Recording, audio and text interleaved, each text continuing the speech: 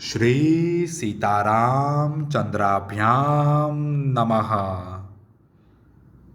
उत्तरकांड 50वां सर्ग।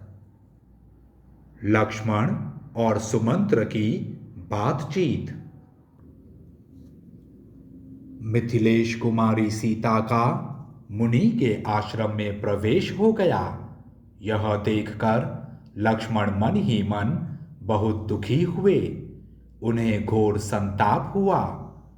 उस समय महातेजस्वी लक्ष्मण मंत्रणा में सहायता देने वाले सारथी सुमंत्र से बोले, सूत, देखो तो सही, श्री राम को अभी से सीता जी के विरह जनित संताप का कष्ट भोगना पड़ रहा है।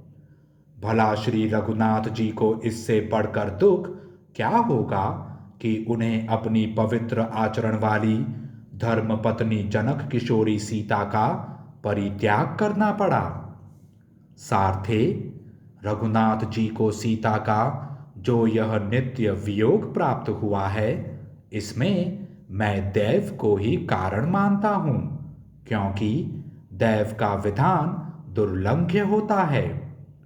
जो श्री रघुनाथ जी कुपित होने पर देवताओं, गंधर्वों तथा राक्षसों सहित असुरों का भी संहार कर सकते हैं, वे ही दैव की उपासना कर रहे हैं, उसका निवारण नहीं कर पा रहे हैं। पहले श्री रामचंद्र जी को पिता के कहने से 14 वर्षों तक विशाल एवं निर्जन दंडक वन में रहना पड़ा है। अब उससे भी बढ़कर दुख की बात यह हुई कि उन्हें सीता जी को निर्वासित करना पड़ा। परंतु पूर्ववासियों की बात सुनकर ऐसा कर बैठना मुझे अत्यंत निर्दयतापूर्ण कर्म जान पड़ता है। सूत, सीता जी के विषय में अन्यायपूर्ण बात कहने वाले इन पूर्ववासियों के कारण ऐसे कीर्तिनाशक कर्म में प्रवृत्त होकर श्री रामचंद्र जी ने किस धर्म राशि का उपार्जन कर लिया है। लक्ष्मण की कही हुई इन अनेक प्रकार की बातों को सुनकर बुद्धिमान सुमंत्र ने श्रद्धापूर्वक ये वचन कहे। सुमित्रानंदन, मिथिलेश कुमारी सीता के विषय में आपको संतप्त नहीं होना चाहिए।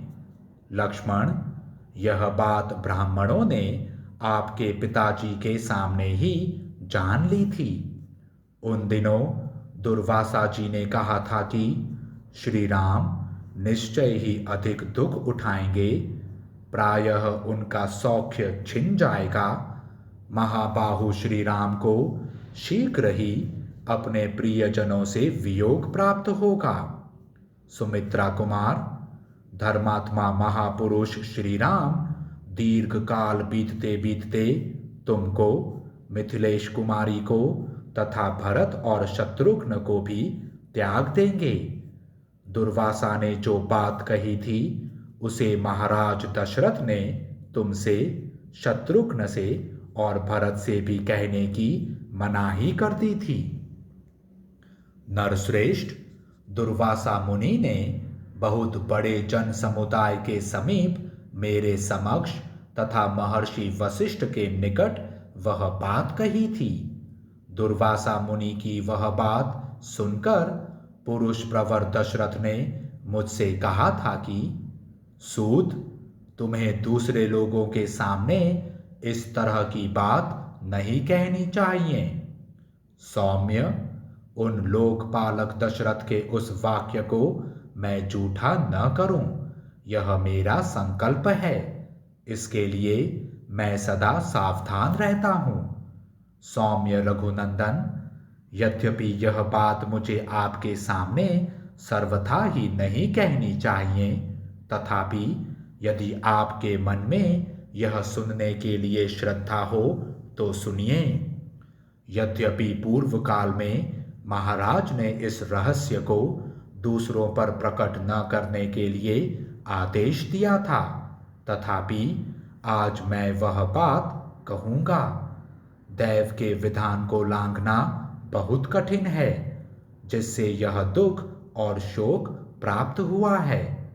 भैया, तुम्हें भी भरत और शत्रुघ्न के सामने यह बात नहीं कहनी चाहिए।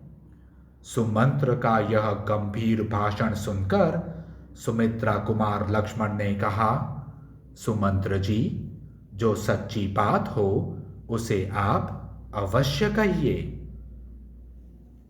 इस प्रकार श्री वाल्मीकि निर्मित आर्ष रामायण आदि काव्य के उत्तरकांड में 50वां सर्ग पूरा हुआ। जय श्री राम।